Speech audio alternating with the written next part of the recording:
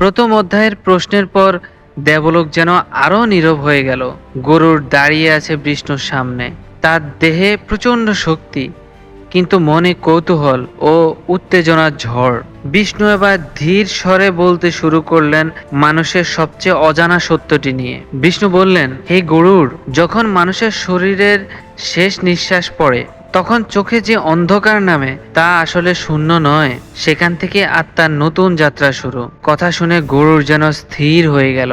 বিষ্ণু বলতে লাগলেন, যে শরীর মানুষ আমি বলে জানে, মৃত্যুর সাথে সাথে সে দেহ হয়ে যায় পরিত্যক্ত, কিন্তু আত্মা সে চলে যায় এক অদৃশ্য পথে, যেখানে আলো ও অন্ধকার একসাথেই নৃত্য করে। কেউ দেখে সুগন্ধি ফুলের পথ, আবার কেউ দেখে অগ্নির নদী।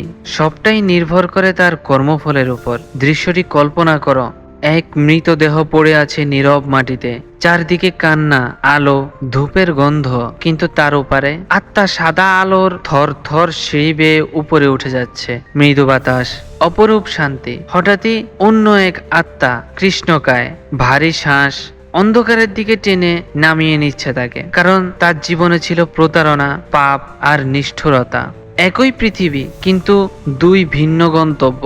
বিষ্ণু গরুড়কে আরো বলেন, মৃত্যুর সঙ্গে সঙ্গেই আসে যমদূত অথবা দেবদূত। সৎকর্মীর পাশে থাকে আলো, আর অসৎকর্মীর পিছনে আসে ছায়ার দূত। তারা আত্মাকে পথ দেখায়, হয় স্বর্গের বাগানের দিকে, নয় নরকের ভয়াল আগুনে।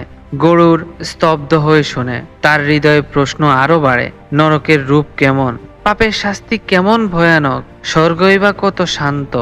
বিষ্ণু শুধু বলেন, হে গরুড়, এ তো কেবল শুরু। সামনে আমি তোমাকে দেখাবো আত্মার পথ, নরক লোকের ভয়াল চিত্র, কিভাবে কর্ম মানুষকে পুনর্জন্মের দিকে ঠেলে দেয়।